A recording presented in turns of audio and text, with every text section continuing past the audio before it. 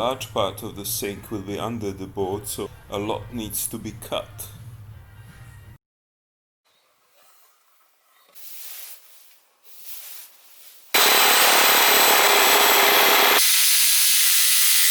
Opening is a bit too wide, but it doesn't matter because the sink is heavy and won't move very much.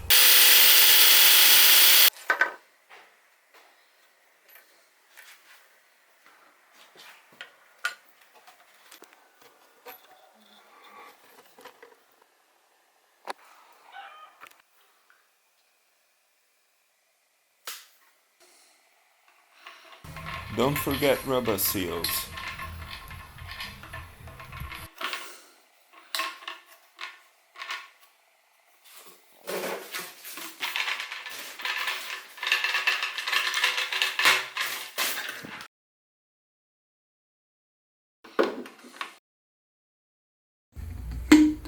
Amazingly flexible.